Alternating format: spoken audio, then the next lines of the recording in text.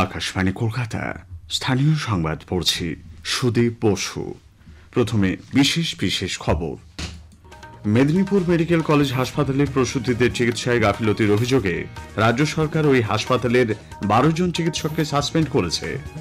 Saline বিতর্কে জেরে মুখ্য সচিবের রিপোর্ট তলব করেছে কলকাতা হাইকোর্টের প্রধান বিচারপতির ডিভিশন বেঞ্চ। এই ঘটনায় চিকিৎসকদের অযথা নিশানা করা হচ্ছে বলে অভিযোগ তুলে আন্দোলনের ডাক জুনিয়র চিকিৎসকদের। উত্তর দিনাজপুরের গোয়ালপুকুরে পুলিশের উপর গুলি চালিয়ে আসামির ফেরার হবার ঘটনায় রাজ্য পুলিশ বিশেষ সতর্কতামূলক ব্যবস্থা নিচ্ছে। সরকারি কর্মচারী ও পেনশনভোগীদের জন্য 8ম বেতন কমিশন গঠনের কথা কেন্দ্র ঘোষণা করেছে। 24শে জানুয়ারি থেকে রাজ্যে ফের শুরু হচ্ছে দুয়ারে সরকার কর্মসূচি। আইএসএল ফুটবলে মোহনবাগান সুপার জায়ান্ট আজ জামশেদপুর এফসির মুখোমুখি হচ্ছে। আসছে বিস্তারিত সংবাদে। মেদিনীপুর মেডিকেল কলেজ হাসপাতালে প্রসূতিদের চিকিৎসায় গাফিলতির অভিযোগে রাজ্য সরকার ওই হাসপাতালের এমএসভিপি জয়ন্ত রাউত সহ 12 জনকে সাসপেন্ড করেছে। মুখ্যমন্ত্রী মমতা ব্যানার্জি গতকাল নবান্নে এক সাংবাদিক বৈঠকে একথা জানান। সাসপেন্ড হওয়াদের মধ্যে আছেন প্রসূতি বিভাগের প্রধান মোহাম্মদ আলাউদ্দিন, ওই বিভাগেরই 2 সিনিয়র চিকিৎসক ডক্টর দিলীপ কুমার পাল ও হিমাদ্রি নায়েক, দায়িত্বপ্রাপ্ত আরএমও সৌমেন দাস, অ্যানাস্থেসিয়া বিভাগের আরএমও পল্লবী ব্যানার্জি, 5 জন পিজিটি চিকিৎসক এবং একজন ইন্টার্ন। ক্ষোভ প্রকাশ করে মুখ্যমন্ত্রী একে ক্ষমার অযোগ্য অপরাধ হিসেবে অভিহিত করেছেন। সিনিয়ররা সঠিকভাবে দায়িত্ব পালন করেনি বলেও তাঁর দাবি। ওই প্রসূতি মৃত্যুর ঘটনায় চিকিৎসায় গাফিলতির প্রমাণ মিলেছে বলেও মুখ্যমন্ত্রী জানান। তিনি বলেন, স্বাস্থ্য দপ্তর গঠিত 13 সদস্যের কমিটি ও সিআইডি তদন্তের প্রাথমিক রিপোর্টে এই গাফিলতির দিকে ইঙ্গিত করা হয়েছে। দুটো ইনভেস্টিগেশন রিপোর্ট যখন চিফ সেক্রেটারি এবং হেলথ সেক্রেটারি আমার কাছে সাবমিট করেছেন এবং তারপরে তারা সাজেশন দিয়েছেন, সব সাজেশন মেনে নিয়ে যেটা করা হয়েছে, এই 12 জনকে সাসপেন্ড করে দেওয়া হলো along with pending investigation by the CID. 8 ঘন্টা করে ডিউটি যেটা অ্যালটমেন্ট করা হয়। অনেক সময় আমাদের কাছে ইনফরমেশন আসে, তারা সকালে যায় বায়োমেট্রিক্সে সই করে, কিন্তু 2 ঘন্টা থেকে বেরিয়ে চলে যায়। হসপিটালে সরকারিও কাজ করব, একই সাথে প্রাইভেটে গিয়েও কাজ করব একই সময়ে। আমরা তো 8 ঘন্টা টাইম বেঁধে দিয়েছি, আপনি পরে করুন না, 8 ঘন্টার মধ্যে করবেন না। অস্ত্রোপচারের সময় স্ট্যান্ডার্ড অপারেটিং প্রসিডিওর মানা হয়নি বলে মুখ্য সচিব মনোজ পান্থ জানিয়েছেন। একই সঙ্গে রাজ্যের সমস্ত হাসপাতালে অপারেশন থিয়েটারের দরজা পর্যন্ত সিসিটিভি লাগানোরও নির্দেশ দিয়েছেন মুখ্যমন্ত্রী। নিহত প্রসূতির পরিবারকে 5 লক্ষ টাকা ক্ষতিপূরণ এবং প্রয়োজনে চাকরি দেওয়ার কথাও ঘোষণা করেন তিনি। পাশাপাশি এখন থেকে সিনিয়র ডাক্তারদের সঙ্গে না নিয়ে জুনিয়র ডাক্তাররা রোগী দেখতে যেতে পারবেন না। মেদিনীপুর মেডিকেল কলেজের ঘটনার প্রেক্ষিতে এই নির্দেশ দিয়েছেন মুখ্যমন্ত্রী তথা স্বাস্থ্যমন্ত্রী মমতা ব্যানার্জি। সিনিয়র ডাক্তাররা যাতে রোস্টারের মতো 8 ঘন্টা ডিউটি করেন তারও আবেদন জানিয়েছেন তিনি। এদিকে স্বাস্থ্য দপ্তর বিভিন্ন মেডিকেল কলেজ থেকে 5 জন চিকিৎসককে ওই হাসপাতালে বদলি করেছে। স্বাস্থ্য ভবনে জারি করা বিজ্ঞপ্তিতে জানানো হয়েছে, আরজিকর মেডিকেল কলেজ হাসপাতালের চিকিৎসক অধ্যাপক ডক্টর দেবদত্ত ঘোষকে মেদিনীপুর মেডিকেলের স্ত্রী ও প্রসূতি বিভাগের প্রফেসর পদে স্থানান্তরিত করা হলো। এছাড়া বর্ধমান মেডিকেল কলেজের ডাক্তার দেবদূত ব্যানার্জি, ওই কলেজেরই ডাক্তার তপন গঙ্গোপাধ্যায়, বাঁকুড়া সম্মিলনী মেডিকেল কলেজের সন্ন্যাসী চরণ বর্মনকেও বদলি করা হয়েছে মেদিনীপুরে। সাগর দত্ত হাসপাতালের ইএনটি বিভাগের অধ্যাপক চিকিৎসক ডাক্তার ইন্দ্রনীল সেনকে মেদিনীপুর মেডিকেল কলেজের এমএসভিপি হিসেবে নিয়োগ করা হয়েছে। হাসপাতালে নিম্নমানের স্যালাইন নিয়ে বিতর্কের জেরে কলকাতা হাইকোর্টের প্রধান বিচারপতির ডিভিশন বেঞ্চ মুখ্য সচিবের রিপোর্ট তলব করেছে। স্বাস্থ্য দপ্তরকেও এ ব্যাপারে আলাদা করে রিপোর্ট দিতে বলা হয়েছে।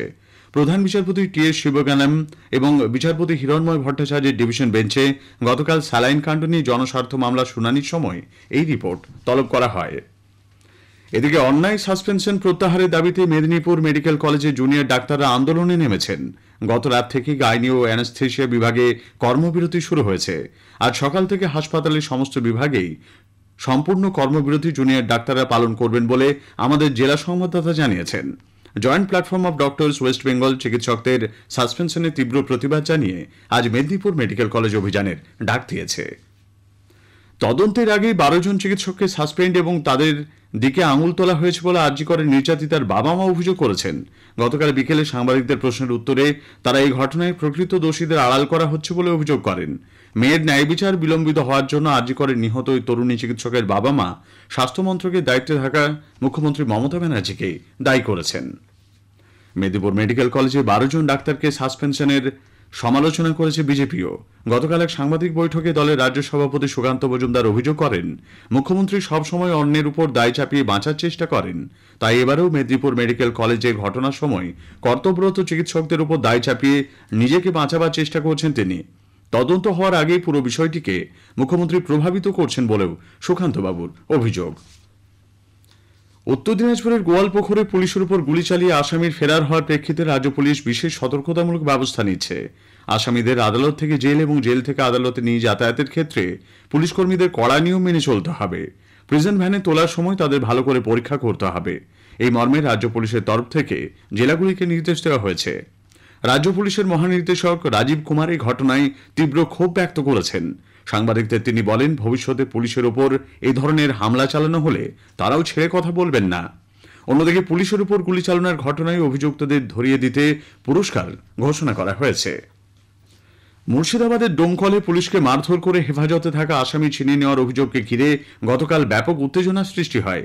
পাল্টা আসামির পরিজনদের বাড়িতে তল্লাশির নামে ব্যাপক ভাঙচুরের অভিযোগ উঠেছে ডোমকল থানার পুলিশের বিরুদ্ধে।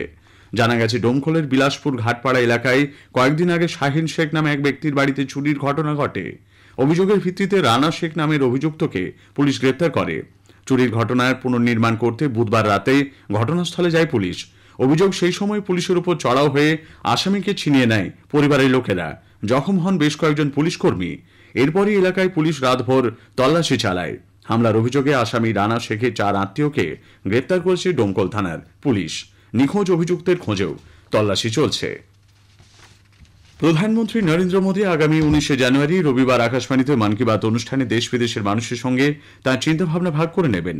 এটি হবে মন কি বাতের 118তম পর্ব। অনুষ্ঠানটি সকাল 11টা থেকে আকাশবাণী ও দূরদর্শনের সবকটি প্রচার তরঙ্গ, এআইআর নিউজ ওয়েবসাইট এবং নিউজ অন এআইআর মোবাইল অ্যাপে সম্প্রচার করা হবে।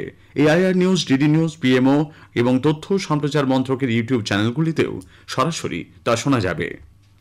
স্থানীয় সংবাদ শুনছেন আকাশবাণী কলকাতা কেন্দ্র থেকে। আমাদের সংবাদ শোনা যাচ্ছে ইউটিউব চ্যানেল আকাশবাণী সংবাদ বাংলা, ফেসবুক ও ইনস্টাগ্রাম আকাশবাণী সংবাদ কলকাতা এবং এক্স হ্যান্ডেল এআইআর নিউজ কলকাতাতে। কেন্দ্রীয় সরকারি কর্মচারী ও পেনশনভোগীদের জন্য 8ম বেতন কমিশন গঠনের কথা ঘোষণা করেছে কেন্দ্র। তথ্য ও সম্প্রচার মন্ত্রী অশ্বিনী বৈষ্ণব নতুন দিল্লিতে একথা জানিয়ে বলেন, খুব শীঘ্রই কমিশনের চেয়ারম্যান এবং 2 সদস্যের নাম ঘোষণা করা হবে। केंद्र सरकार के सभी कर्मचारियों के लिए 8th सेंट्रल पे कमीशन को मंजूरी दे दी है। 1947 से अब तक 7 पे कमीशन हुए और प्रधानमंत्री जी ने एक रेगुलर रिदम के साथ पे कमीशन बनाने का जो एक संकल्प लिया है, उसके हिसाब से 2016 में 7th पे कमीशन स्टार्ट हुआ था, तो 2026 में इसका टर्म कंप्लीट होता है। उससे वेल बिफोर 2025 में 8th पे कमीशन स्टैब्लिश करने से सफिशिएंट टाइम मिलेगा so that the recommendations can be received well before the completion of the period of 7th pay commission. মুখ্যমন্ত্রী মমতা ব্যানার্জির ঘোষণা অনুযায়ী আগামী 24শে জানুয়ারি থেকে রাজ্যে ফের শুরু হচ্ছে দুয়ারে সরকার কর্মসূচি। গতকাল তথ্য ও পরিকল্পনা দপ্তর থেকে এই সংক্রান্ত বিজ্ঞপ্তি প্রকাশ করা হয়েছে।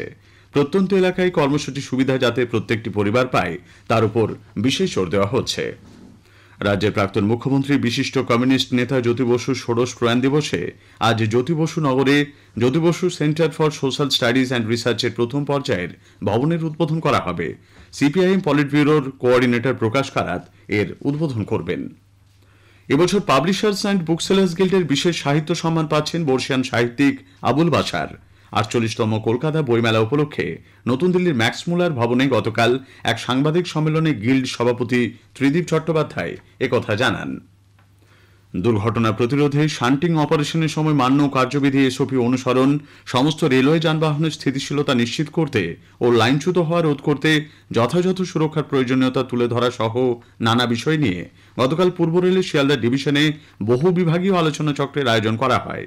শিয়ালদা ডিআরএম দীপক নিগমের সভাপতিত্বে আয়োজিত সেমিনারে ডিভিশনের বিভিন্ন স্টেশন থেকে 102 জন কর্মী সেমিনারে অংশ নিয়েছেন। আইএসএল ফুটবলে মোহনবাগান সুপার জায়ান্ট আজ জামশেদপুর এফসির বিরুদ্ধে খেলবে। টাটা স্পোর্টস কমপ্লেক্সে খেলা শুরু হবে সন্ধ্যে 7:30টায়। শেষ করার আগে স্থানীয় সংবাদের বিশেষ কিছু অংশ আরও একবার। মেদিনীপুর মেডিকেল কলেজ হাসপাতালে প্রসূতিদের চিকিৎসায় গাফিলতির অভিযোগে রাজ্য সরকার হাসপাতালের 12 চিকিৎসককে সাসপেন্ড করেছে। উত্তর দিনাজপুরের গোয়ালপুকুরে পুলিশের উপর গুলি চালিয়ে আসামির ফেরার হওয়ার ঘটনায় রাজ্য পুলিশ বিশেষ সতর্কতামূলক ব্যবস্থা নিচ্ছে। স্থানীয় সংবাদ শেষ হলো, এরপর খবর 9:15